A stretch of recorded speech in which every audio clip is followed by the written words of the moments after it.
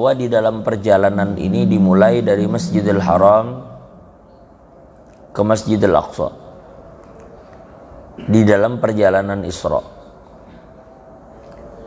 Beda lagi dengan Mi'raj. Kalau Isra perjalanan dari Masjidil Haram menuju Masjidil Aqsa, sedangkan Mi'raj adalah perjalanan Nabi dari Masjidil Aqsa kemudian naik ke atas langit, melihat berbagai macam tanda-tanda kebesaran Allah. Kemudian di dalam perjalanan Isra Nabi menggunakan buraq. Sesampainya di Masjidil Aqsa, buraq diikat, Nabi pun melaksanakan salat. Lalu kemudian dimi'rajkan oleh Allah menurut pendapat yang paling masyhur dan dianggap sahih di kalangan ulama, bahwa ketika mi'raj itu tidak lagi melibatkan buraq, tetapi buraq digunakan dari perjalanan dari Masjidil Haram menuju Masjidil Aqsa. Adapun mi'raj, Nabi hanya ditemani oleh Jibril, tidak lagi menyertakan buraq menurut pendapat yang terkuat dari sekian pendapat. Kita fokus di dalam perjalanan ini sebagaimana Allah katakan, linuriyahu min ayatina, untuk kami perlihatkan kepadanya, kepada hamba kami itu tanda-tanda daripada kebesaran kami. Di awal perjalanan Nabi tiba di suatu tempat yang tiba-tiba Jibril mengatakan, inzil ya Muhammad fasalli hahuna. Ya Rasulullah, silahkan pian turun dan laksanakanlah salat. Maka Nabi tidak banyak bertanya, ketika disuruh turun sembahyang, Nabi sembahyang. Lalu kemudian Jibril bertanya, atadri aina shallaita, apakah engkau tahu di mana engkau laksanakan salat ini wahai Rasulullah? Nabi jawab, la. Ujar Nabi, kada. Ujar Jibril, shallaita bi Thaibah wa ilaihal muhajirah, saat ini pian sembahyang di satu tempat yang bernama Thaibah, dan kelak kesinilah pian akan berhijrah. Nah, artinya sebelum Nabi hijrah, Nabi sudah datang ke Yathrib, kelak berubah menjadi Thaibah, dan kita sebut hari ini dengan nama Madinatul Munawwarah. Ini rute perjalanan Nabi yang pertama dari Masjidil Haram ke Thaibah dulu. Setelah itu Nabi melanjutkan perjalanan, summan talaqal buraqu bi sayyidil kaunain ila an wasala Madian. Kemudian Nabi terus melakukan perjalanan sampai ke satu tempat bernama Madian di daerah Syam. Inda syajarati Musa allati istadalla tahtaha. Beliau mendatangi satu tempat yang ketika berada di satu pohon, di tempat itu ada sebuah pohon rindang. Tiba-tiba Jibril kembali menyuruh Nabi turun. Ujar Jibril, ya Rasulullah,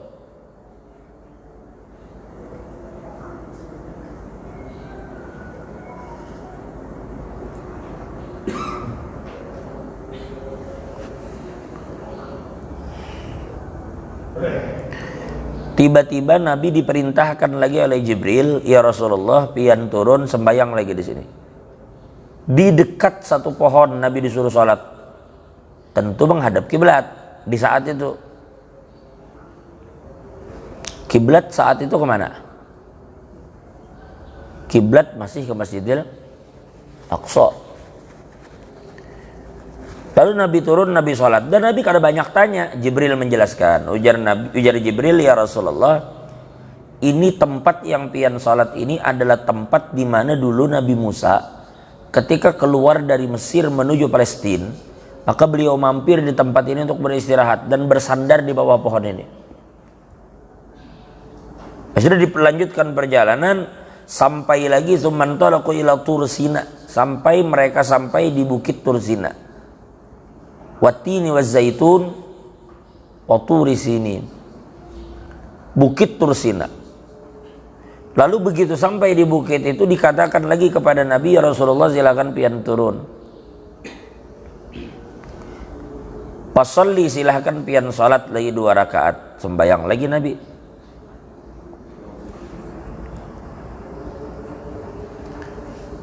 Summa rakiba ila an balagha ardan fabadat lahu qusur Syam.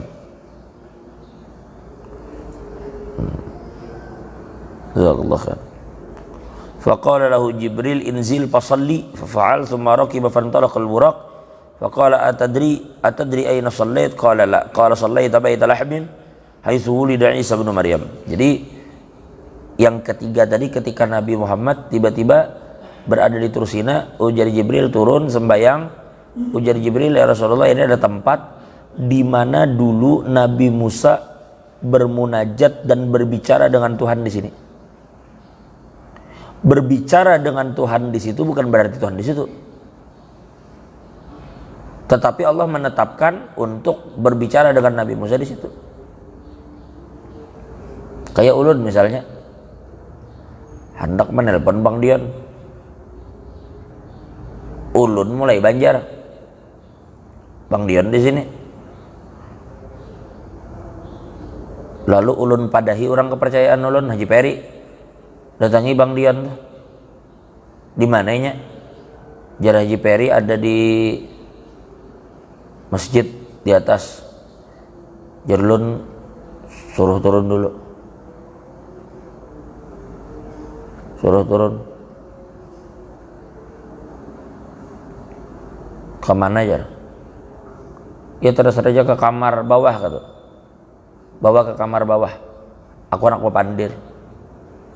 Karena di masjid itu banyak orang. Ulun hendak supaya Bang Dion ini menyorangannya pepandir. Supaya karena terganggu. Turunlah. Kemana? Tuh ke kamar bawah. Kamar Nasir tutup lawangnya. Nasirnya suruh keluar dulu. Hah? Oh ada bininya kah?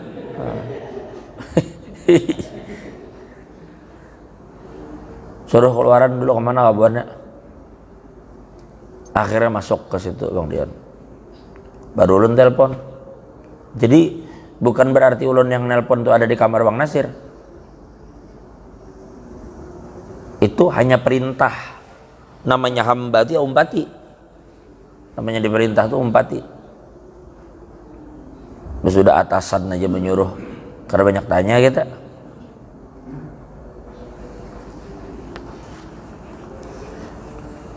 Baik. Jadi Tursina itu tempat Allah berbincang dengan Nabi Musa. Kemudian sampai lagi di Bethlehem. Bethlehem ini tempat di mana Maryam banyak menghabiskan waktu beliau di sana sampai lahirnya Nabi Isa. Jadi Nabi Isa itu tidak lama di Bethlehem, sebentar aja. Lahir tidak lama, sudah dibawa dari sana. Tapi Maryam yang lama di sana. Karena seperti yang pian tahu, Sayyidatuna Maryam ini kan beliau mengasingkan diri karena terfitnah. Bayangkan tidak ada laki hamil. Lalu difitnah oleh orang-orang Yahudi. Kuasa Allah. Kuasa Allah. Nah dari semua yang ulun ceritakan ini, ulun tidak perlu rincikan lebih jauh. Tetapi pelajaran pertama yang kita ambil, padahal perjalanan ini perjalanan menuju Allah seperti yang kita tahu. Tetapi Nabi diajak ke berbagai tempat yang memiliki sejarah dan kaitan terhadap para Nabi, begitu juga para wali. Dan Nabi disuruh untuk mendatangi tempat itu dan sholat di sana. Bahkan ketika Nabi melalui kubur Nabi Musa, Nabi menceritakan bahwa Nabi Musa sedang sholat di dalam kuburnya. Sampai Nabi katakan lau kuntum thamma, makna lau kuntum thamma la urikum makanah. Seandainya jar Nabi kalian berada di sana, aku akan tunjukkan kepada kalian titik di mana kubur itu berada. Aku akan tunjukkan. Fi janibil kasibil ahmar, dia berada di sisi bukit yang batunya itu berwarna kemerah-merahan, atau sejauh lemparan batu dari Baitul Maqdis. Dari Baitul Maqdis, kita di Baitul Maqdis ini, di perbatasan Baitul Maqdis, lemparkan batu sekuat tenaga di mana batu sekitar itu tempatnya. Artinya Nabi memberikan alamat yang jelas. Nah alamat ini Nabi beritahu Apa gunanya kalau bukan untuk didatangi? Kalau memang Nabi melarang, maka tentunya Nabi tidak akan beritahukan. Dan kenyataannya Nabi pun datang ke tempat-tempat itu diperjalankan oleh Allah. Artinya kesimpulannya, tidak ada masalah dan bahkan dianjurkan bagi pian untuk pergi ke tempat-tempat yang di sana itu memiliki kaitan dengan para nabi dan para wali untuk mengambil pelajaran dan ibrah dari tempat-tempat tersebut dan mengambil berkah. Hanya kita ketika berangkat juga nanti, mudahan kawa keturusina. Kalau kawa ke Bethlehem, niat mengumpati Nabi. Tapi tentunya apa yang kita lakukan ketika di sana melaksanakan sholat, meskipun di Bethlehem itu misalnya belum ada masjid, kita tahu di Bethlehem itu Nabi Isa dilahirkan, sembahyang di situ, tapi menghadap kiblat, bukan menghadap tempat, menghadap kiblat kita laksanakan di sana sholat. Hanya bedanya kita dengan Nabi, ketika kita sholat di situ, maka kita mengambil keberkahan. Karena ini memiliki kaitan dengan para nabi-nabi yang diberkahi dan dirahmati oleh Allah. Maka kita ambil berkah. Kalau Nabi beda. Nabi Muhammad itu tidak mengambil berkah, tetapi menambahkan keberkahan di tempat itu. Semakin bertambah-tambahlah keberkahan bagi kita yang datang di kemudian hari. Makanya kalau pian ada rezeki, kado tetapi ditahan-tahan anak berziarah itu, tulak ke Jawa pian ziarah sana, tulak ke Banjar, tulak ke Sulawesi, ke berbagai penjuru bumi yang ada kaitan dengan para nabi dan para ulama. Tulak ke Cina kalau pian perlu, tulak ke Cina.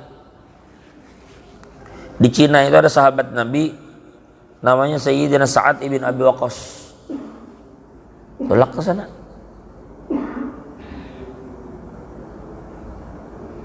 Di daerah Guangzhou.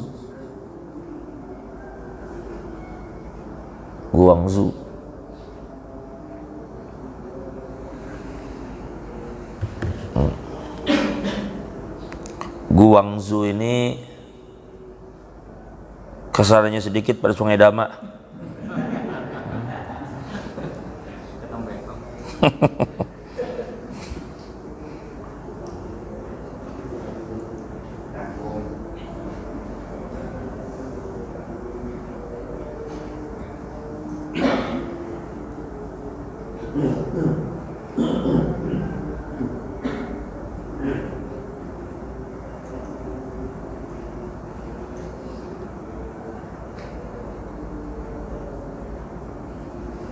Jauhnya lah sahabat Nabi sampai ke Cina. Sahabat Nabi, sahabat mulia. Jaka sekarang Sa'ad bin Abi Waqqas itu kayak sniper. Karena beliau itu kalau memanah bidik. Dan bahkan dikatakan beliau itu mampu melontarkan 3 anak panah sekaligus. Skillnya luar biasa dalam memanah. Adalah begitu, ada benar orang sekarang banyak di YouTube terlihat orang-orang yang skill memanahnya itu hebat. Dahulu panah itu ditakuti. Orang kalau sudah disurungi panah kayak itu baik berdiam amun masih disurungi pedang gitu orang masih wani melawan, tapi kalau sudah panah dihadapan ke hadapan, diam sudah orang, sama kayak ditodong pistol sudah. Karena panah itu kalau sudah tembus ke awak, na'udzubillah min dzalik, itu kadang kalau dicabut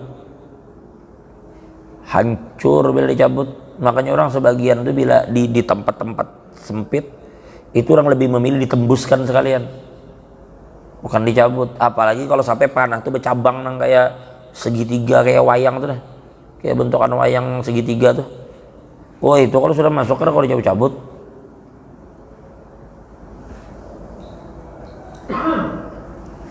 dipatah benar ya.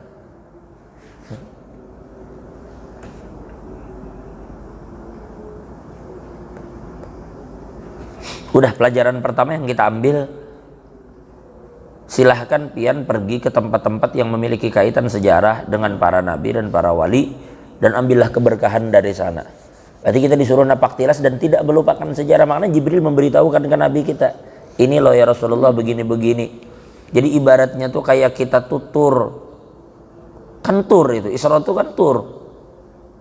Cuma turnya bukan tur ke tempat-tempat biasa. Pertama melihat kebesaran Allah di muka bumi, yang Mi'raj ini urusan antara Nabi dengan Allah sudah. Kalau sudah Mi'raj itu bahkan Jibril pun di satu titik kada umpat lagi, tertinggal Jibril, karena Jibril hanya utusan yang diinginkan oleh Allah dalam pertemuan ini. Nabi lain Jibril. Orang utusan Islamnya bawa, jaga ibarat kita ke gedung, misalnya ada gedung tinggi. Ini misal.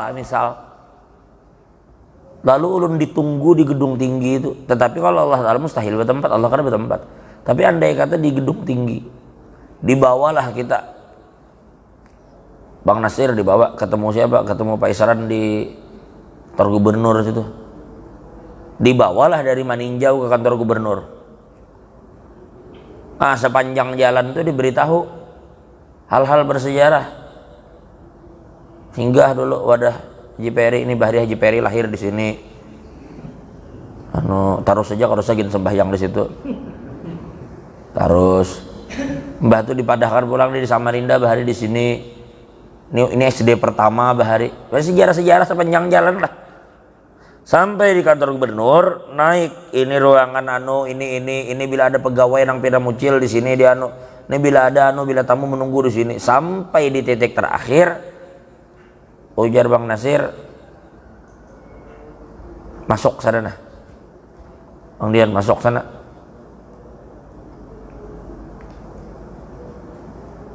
Ulun di sini nunggu, pian ditunggui sudah di dalam. Udah nunggulah di batas yang kawa dimasuki. Karena boleh juga sembarangan masukkan. Karena kita cuma disuruh untuk membawa. Apa yang dibicarakan mana tahu ajudan. Masuk pian sana. Masuklah. Lalu terjadilah pertemuan antara Bang Nasiri dengan gubernur. Ini contoh. Tetapi kada seperti itu.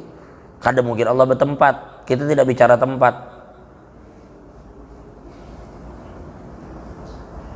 Namun kira-kira akal itu membutuhkan iman untuk percaya. Iman itu biar gunakan. Jangan juga memaksakan diri dengan akal menangkal kada mampu menjangkau. Boleh jadi akal belum mampu untuk mencerna. Tapi saat ini orang bingung melihat Nabi Musa berpendar lawan Tuhan. Tuhannya tidak terlihat, tapi suaranya terdengar. Oh sekarang sedikit kita akan dustakan. Orang berpandir lawan kawan di Banjar, kawannya kada terlihat, tapi suaranya ada real, bujur-bujur real. Bahkan kada usah lagi HP di telinga.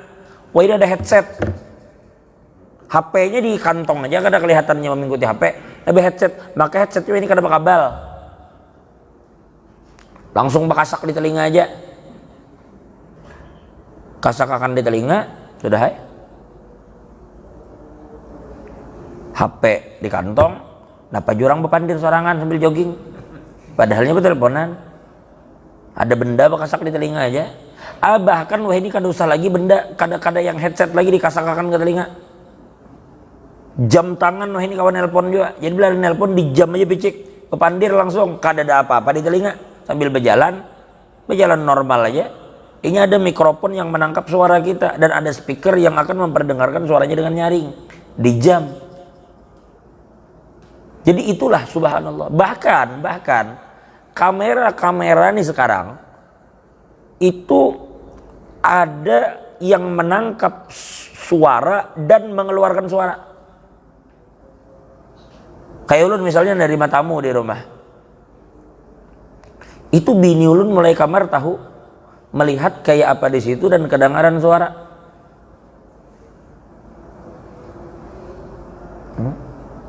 Makanya ngalih juga di rumah tuh. Bila orang datang nyuruh kawin misalnya, kameranya bersuara, bergambar misalnya. Nah, lalu bini ulun tuh bisa pandir mulai situ. Lalu orang di kamar, tapi suaranya keluar dari kamera. Misalnya berapa kurangnya teh, berapa kurang wadai, ulun pun sambil mani tamu berpandir aja di sini. Kurang 5, udah dengar ya di situ. Jadi dengan majunya zaman itu kada-kada lagi berat untuk difikirkan. Bagi orang dulu mungkin berat, Itulah mereka perlu iman mereka kuat. Kita ini sedikit-sedikit harus logika bisa mampu nerima. Tapi ingat, tidak semuanya logika mampu nerima. Ada yang sesuatu itu logika masih cukup berat untuk mencernanya. Cukup berat hari ini, belum tentu di waktu yang lain berat. Dulu dikatakan Nabi Muhammad Isra semalaman, mulai Masjidil Haram ke Masjidil Aqsa. Bahkan dikatakan bantal Nabi itu aja ketika Nabi kembali itu belum lagi dingin, bantal masih hangat. Oh sekarang ya orang percaya. Kalau dulu aja biar ucapkan itu tahun 50-an. Itu ya Bang Dion sembahyang subuh, habis sembahyang subuh tadi bepander di masjid, sembahyang subuh di Maninjau ya tahun 50. Doakan buatnya lah, aku anak berjuhur di Banjar jar. Bah tertawaan orang saat itu tahun 50 ke Banjar itu masih naik kapal, belum ada bis, kapal. Hendak berjuhur di Banjar, tawa orang ke Balikpapannya aja mungkin bisa sorenya sampai. Tapi hari ini jangan begitu, bersubuh di Samarinda, berjuhur di Banjar, bermagrib di Jawa, percaya benar kita. Batu isuknya asar di Madinah sudah. Itu kita percaya. Kenapa? Dengan adanya pesawat hari ini. Padahal pesawat komersil kita itu belum terlalu cepat loh, masih cepat pesawat-pesawat tempur itu. Dan itu pesawat tempur di waktu yang akan datang boleh jadi kita kecepatannya berkali-kali lipat. Ibaratnya tuh yang selama ini dari Samarinda ke Balikpapan, kalau pesawat biasa kita tuh kan, pesawat biasa itu kan kadang 20 menit atau 15 menit sampai dari Samarinda ke Balikpapan pesawat. Mana kalau pesawat tempur dari sini ke Balikpapan itu mungkin sekitar 5 menit itu sampainya kalau pesawat tempur. Dan kadang mustahil akan semakin cepat. Zaman dari 10 menit dulu kan pesawat ini kan semakin cepat aja. Ke Banjar dari Balikpapan ke Banjar itu cuma 40 menit, 35 menit, 40 menit. Masya Allah. Kalau pesawat tempur marginnya bisa 10 menit bisa sampai. Kedepannya mungkin karena mustahil Balikpapan Banjarmasin itu 5 menit kalau pesawat tempur yang berangkat.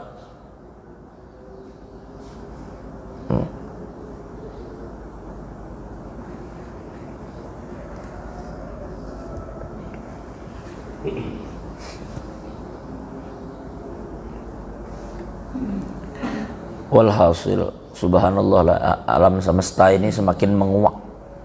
Segala sesuatu yang berat diterima oleh akal di zaman dahulu, sekarang sudah akal kita tuh lebih ringan untuk menerima dengan kemajuan zaman. Jika manusia mampu menciptakan hal-hal yang seperti itu, lalu kayak apa menurut pian Tuhan semesta alam nang maolah langit kada betihang, nang maolah dunia lawan planet lain kada betabrakan. Dulu tahun berapa pernah ada satu komet apa katanya, satu benda langit yang sangat besar itu beredar di sekitar bumi. Untungnya habis itu dia berjauh, jika tidak seandainya lebih dekat lagi bisa diisap oleh gravitasi bumi. Bila sampainya jatuh mungkin satu kecamatan itu bisa hancur.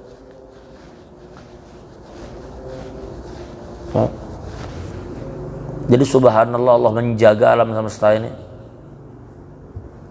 Belum lagi atmosfer, gesekannya memasuki bumi ini menghancurkan. Kada terlihat mata, tapi benda langit apabila jatuh ke bumi ini makanya akan bergesek dulu sebelum mengecil dan kemungkinan hancur.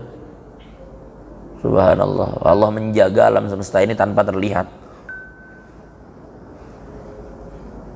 Walhasil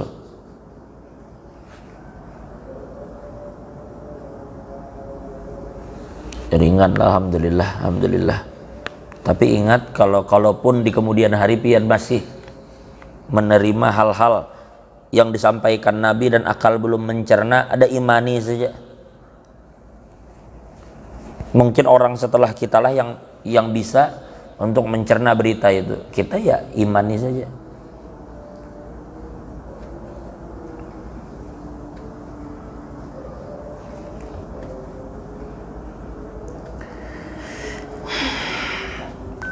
Ini pembuka lah, insya Allah kita lanjutkan karena biar selama bulan Rajab ini ulun akan ceritakan beberapa momen-momen bersejarah di dalam perjalanan Nabi ketika melaksanakan Isra dan Mi'raj. Jadi ini terkait tempat yang didatangi Nabi, dan nanti kita akan bicara lagi tentang ini kan tempat yang didatangi. Nah, nanti kita akan bicara tentang apa-apa saja peristiwa yang dilihat Nabi, peristiwanya di dalam perjalanan ini, sehingga kemudian pelajaran-pelajaran bisa dipetik dari peristiwa. Peristiwa-peristiwa yang Nabi lihat banyak sekali. Di antaranya Nabi menyaksikan ada orang yang mereka itu berenang di lautan nanah, di lautan darah. Darah menjadi lautan, dicampur dengan nanah, baunya busuk, dan orang itu berendam di situ, menenggelamkan dirinya di dalam sesuatu yang busuk. Nabi tanyalah kepada Jibril, apa pulang ini, wahai Jibril? Jadi ada banyak sekali yang Nabi lihat hal-hal yang ganjil, tetapi mengandung ibrah dan pelajaran. Insya Allah kini kita akan lanjutkan di hari Kamis akan datang dengan izin Allah. Ulun rasa cukup.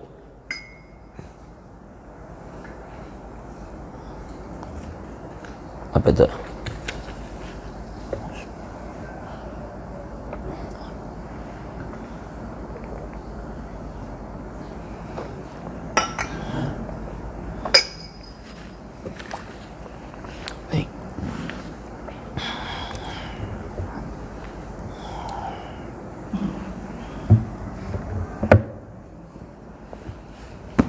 Di Masjidil Aqsa itu masih ada karena di sana tempat Nabi mengikat burak. Buraknya kan ada lagi sudah di situ. Cuma tempat Nabi mengikat buraknya ada.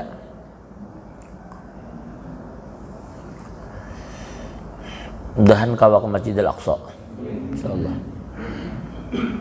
Cuma memang harus lewat imigrasi Israel sih. Imigrasinya loh, imigrasi Israel. Depisanya ya masuk ke Israel. Memang kalau pian tulak ke sana itu depisanya masuk ke Israel, karena semua pemeriksaan itu Israel yang lakukan. Visa masuk, izin masuknya pun permohonannya ke Israel lewat manapun. Kalau perlu pian tulak ke Jordan, di Jordan tuh masih ada satu pohon yang pohon-pohon di sekitar sudah tandus, kada tumbuh lagi, cuma pohon itu yang bertahan. Jadi itulah pohon yang dulu digunakan Nabi untuk bersandar ketika Nabi berangkat ke Syam, lalu kemudian bertemu dengan pendeta Buhairah itu. Itu pohon berlebih, kalau kita hitung Nabi saja 1400 tahun yang lalu ketika Nabi masih kecil tuh pohon sudah ada dan sudah rindang. Kalau kita samakan dengan Nabi waktu kecil itu, setidaknya itu pohon 1400 tahun lebih sudah umurnya. Dan Nabi Muhammad ketika bersandar waktu kecil, pohon itu sudah ada, sudah ganal. Hidup pohon itu disandari Nabi. Sampai sekarang masih ada pohonnya. Loh, pohon yang disandari oleh Nabi Musa sampai zaman Nabi Muhammad loh masih ada. Jauh zaman Nabi Musa dengan Nabi Muhammad itu, pohonnya masih ada. Artinya tempat-tempat yang dianui aulia itu akan barokah, hidup. Pohon itu nah hidup, sandari Nabi. Kayak apa hati kada hidup, nah atau cinta lawan Nabi hidup hatinya. Banyak loh kalau kita bicara ini. Cuma walhasil jangan terlalu perhitungan juga lah lawan duit. Kalau memang ada, mun kadadai dihitung-hitung aja. Jangan juga mun kada berhitung tuh. Mun memang ada duitnya, kada usah terlalu berhemat ban, tulaki aja. Pertama niat untuk melihat kebesaran Allah. rezeki itu datang aja, karena apalagi bila rezeki seperti itu digunakan untuk hal-hal yang baik, berarti menunjukkan pian bersyukur kepada Allah. Gunakan duitnya membawai anak bini untuk melihat kebesaran Allah, berarti mensyukuri rezeki namanya tuh, daripada duitnya kada tapi beres digunakan, kada tapi karuan menggunakan duit, baik digunakan untuk hal-hal yang bermanfaat. Ziarah itu bermanfaat, termasuk mensyukuri nikmat. Maka Allah berjanji bila kita syukuri nikmat itu, maka Allah akan tambahi. Jadi jangan heran bila orang kau tuju berziarah itu, awalnya ke Banjar, ujung-ujungnya tak ke Jawa, ujung-ujungnya tak ke mana-mananya. Kenapa bisa? Karena emang ini mensyukuri kesehatannya, mensyukuri rezeki duitnya dengan berziarah. Maka Allah tambahi, kada berhenti di satu tempat, kena tulak ke sana, kena hari ini ke Tanggul, kena ke Gresik, kena ke Madura, kena ke Surabaya, kena ke Ampel, kena ada di Tuban, kena ada di Cirebon, kena di Jakarta. Gitu aja orangnya berziarah terus. Ya itulah rezekinya, Allah tidak putuskan, karena ingin menggunakan rezekinya dengan baik dan kesehatannya dengan baik. Jadi berziarah itu salah satu cara melapangkan rezeki juga, karena berziarah itu mensyukuri kesehatan dan mensyukuri rezeki itu, dan mengingatkan kita dengan kematian. Artinya mereka-mereka yang didatangi ini adalah alim-alim, sugi-sugi, sehujung kukunya kita kada, ternyata beliau wafat menghadap Allah, maka semua berarti bakal menghadap Tuhan. Wallahu a'lam bishawab.